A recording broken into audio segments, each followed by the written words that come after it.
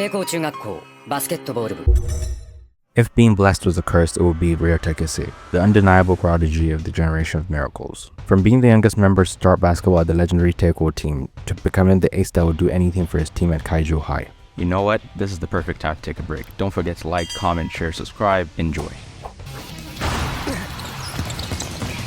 For those of you unfamiliar with Kise, from the Kuroko no Basket, he is the generation of miracles small forward, the number 7 at Kaijo High, and also a professional model on the side. But here's the thing about Kise, he's not just some pretty boy with talent. He is a character that embodies what it means to find passion in a world where everything comes easy. Before we get into basketball, we need to understand who Kise was before he picked up a ball. Picture this, you're naturally gifted at everything, sports mastered, academics good enough, looks model. But here's the catch, when everything comes easy, nothing feels satisfying. Kise was constantly bored, apathetic, and going through life on autopilot.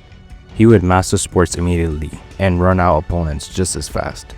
It's mentioned in the manga that whenever he felt disinterested in his surroundings, he would start hearing the wind, the metaphor of how hollow his existence felt. And this is the curse of natural talent.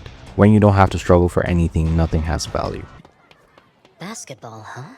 Haven't tried that one.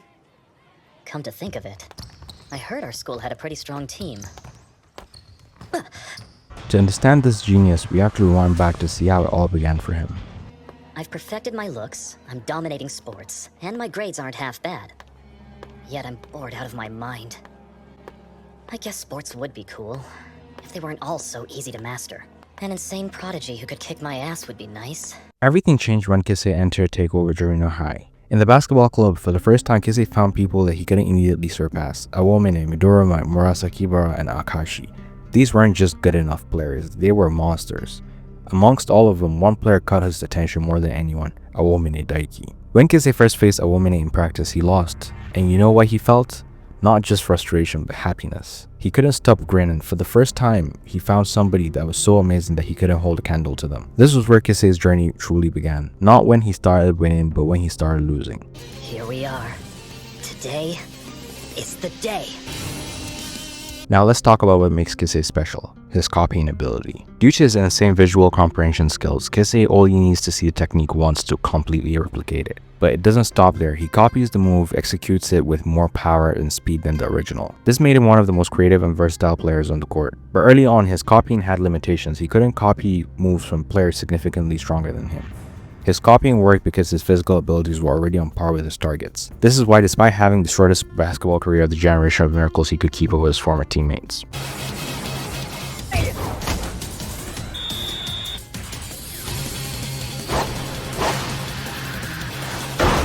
Kise joined Kaijo High where he became their ace, and here's where we see the flaws in his character. Because of how Teiko played, Kise was a one-man show. He'd rather score than play as a team. During his match versus Awomine, he straight up said that he doesn't care whether his team won as long as he defeated Awomine himself. This is the arrogance of the generation of miracles. They were so dominant that team play became optional.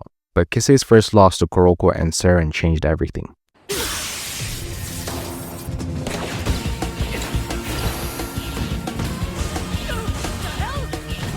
But Kise's evolution wasn't done. With Perfect Copy, the ultimate extension of his copying ability, Kise could copy anyone, even the generation of miracles. By filling in the missing elements with his own strengths, he can replicate Midorima's full court shots, Awomine's formless drives, Murasakibara's impenetrable defense, even Akashi's Emperor's Eye, though not quite as perfect. He could even combine techniques from the generation of miracles, but this power came at a cost. The strain on his body was immense. Okay. I'm beginning to think double-teaming this guy was a little overkill. Aomi Neichi, why don't you let me handle the bruiser for a while? In the last game against the Team Jabberwock, I butchered that name, but let's keep on going. Kise reached the pinnacle, he entered the zone. When Kise combines Perfect Copy with the zone, he becomes, in Midorima's own words, the strongest player on the court instantly.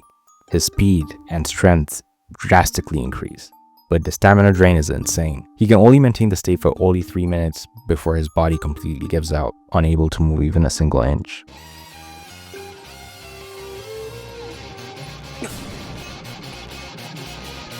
One of Kise's most defining moments came in the Winter Cup semifinals versus Seren, when his body was already breaking down. With an injured ankle from his previous match against Haizaki, with his stamina depleted, his coach and teammates begging him not to go back in, Kise said something that would define who he had become.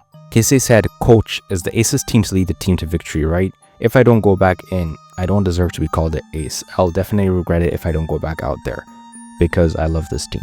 This is a complete transformation of Kise's character. The boy who only cared about defeating a woman himself, who didn't care about his team losing or winning, is now willing to destroy his own body for his teammates. If the game had ended like that, it would have been too easy and too boring. What makes Kise's character so interesting is that he's the proof that natural talent alone isn't enough. He's had everything handed to him, the looks, the athleticism, the ability to copy anything he sees. But none of that mattered until he found something worth fighting for. His boredom turned into passion when he found rivals he couldn't defeat easily.